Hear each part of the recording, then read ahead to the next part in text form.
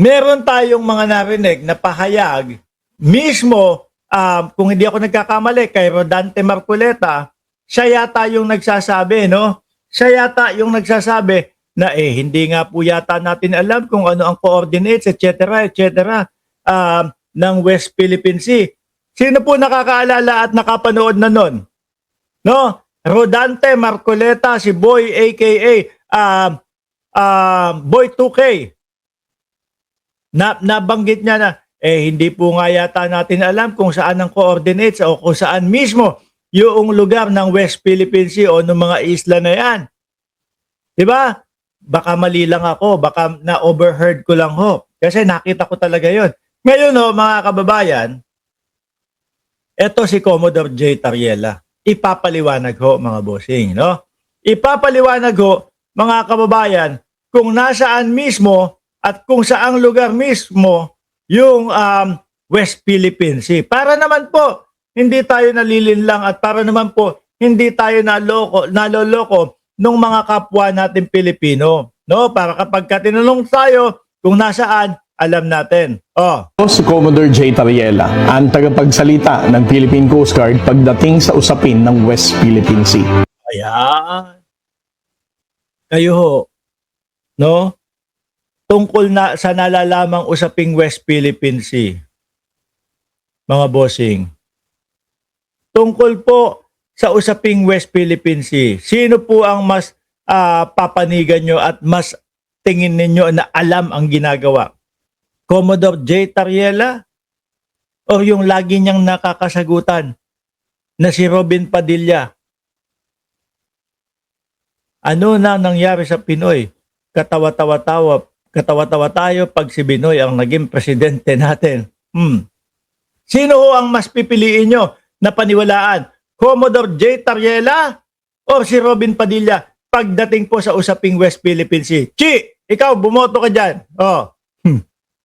Sasagutin ko ngayon ang tanong na ano at saan ang West Philippine Sea. Ang West Philippine Sea ay ang karagatang nasa Sandali, Senador Rodante Marcoleta, ikaw yata, no? Yung sasagutin nito. Hindi ako nagkakamali, ikaw yung nagsasabi o ikaw yung nagtatanong na hindi natin worry kung nasaan ang West Philippine Sea. 'Di ba, pambansang nanay survivor? kanlurang bahagi ng ating bansa na sakop ang 200 nautical miles exclusive economic zone o katumbas ang 370 kilometers mula sa baseline ng Pilipinas. Yun, katumbas po 370 kilometro, no? Ito yung pinakabaybayin.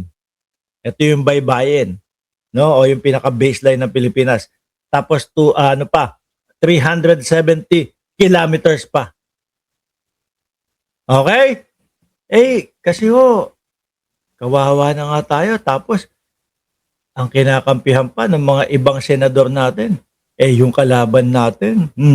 Napapaloob dito ang Luzon Sea, Bajo de Masinloc at ang Kalayaan Island Group. Noong 2012, ang Administrative Order No. 29 ay pinirmahan ni dating Pangulong Noynoy Aquino upang ipanukala ang malawakang paggamit ng terminong West Philippine Sea. Ayan, no? Alam nyo, nagliyab yung tao kay Rodante Marcoleta nung bigla ho nitong nasabi na there is no such as West Philippine Sea. Kung maalala nyo ho yun, no? Nagalit yung tao, Ngayon, nung nakita ni Marcoleta, nagagalit ang mamamayang Pilipino sa akin. Sandali, yung pangalan na lang daw. Bakit daw natin ginagamit yung West Philippine Sea? No, kung hindi pa daw ho nakatala, mga kababayan. So ngayon, ang take ko naman dyan, ang sabi ko naman dyan, sandali lang, no? Para maipakalat mo yan at masabi mo sa kanila na amin talaga ito, kailangan mong gamitin kung ano talaga. Ang hirap naman ho nun, mga kababayan. Kung sasabihin mo, amin, ang alin? Amin ang South China Sea. Sabihin sa'yo, ulitin mo nga yung sinabi mo. Sa amin, ang South China Sea. Pangalan pa lang, narinig mo na kung ano tawag mo, South China Sea. Di wala na. Di alam mo, miski ikaw sa sarili mo, aminado ka na South China Sea yan. Di ba? Kaya dapat talaga, miski bago pa lang o hindi pa nga ipapatala, ginagamit na natin. para yun na mismo, no? O tingnan nyo, eto, inadapt na namin ang West Philippine Sea. Upang ipakita na ang Pilipinas ang may sovereign rights sa paggamit at pangangalaga ng mga likas na yaman dito tulad ng isda, langis at natural gas. Inyo, ano? Yung natural gas na na-discover ho nung kamakailan lang. Ngayon napapatunayan natin na kung bakit talagang atat na atat at gusto ng China na makuha ang West Philippine Sea. Di ba? Edi sila ang makikinabang noon. At pangalawa, upang ipahayag sa buong mundo na ang West Philippine Sea ay bahagi ng ating exclusive economic zone. Noong nakaraang Nobyembre, pinirmahan naman ni Pangulong Ferdinand Marcos Jr. Sandali, lumaktaw. Yung dati, pinirmahan ni Noynoy Aquino, mga kababayan, dating presidente. Tapos, Duterte, oo. Ang nasabi pala ng dating Pangulo dun ay papel lang yan. Kumbaga, para kay dating Pangulong Duterte, walang bisa. No? Kaya lumaktaw.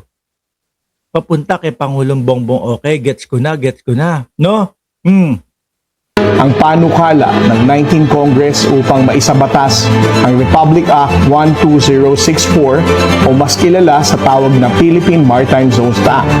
Ang batas na ito ay nagpatibay ang pagkilala natin bilang isang bansa sa West Philippine Sea na Yan ang pagtindig ng ating presidente, mga kababayan. naaayon sa UNCLOS at sa 2016 Arbitral Award. Kaya mga kababayan, sa susunod na may magsabi sa inyo na walang West Philippine Sea, Putangin na niya. Sino ba yon? Sorry. Sorry. Hindi, nadadala lang ho ako ng aking pagiging Pilipino, mga kababayan. Ang sabi po ng ating mga bayani kasi, mga bossing, no? Ang sabi kasi ng ating mga bayani hindi ibibigay o ipapasakop kanino man kahit nakatiting 1 pulgada, mga kababayan, o kahit na 1 kilometro sa mga dayuhan ng ating bansa.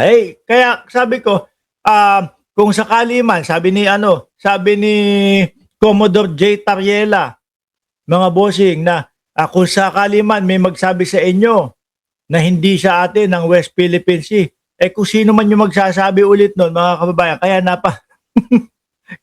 kaya, sandali, magtutubig lang ako, mga bossing.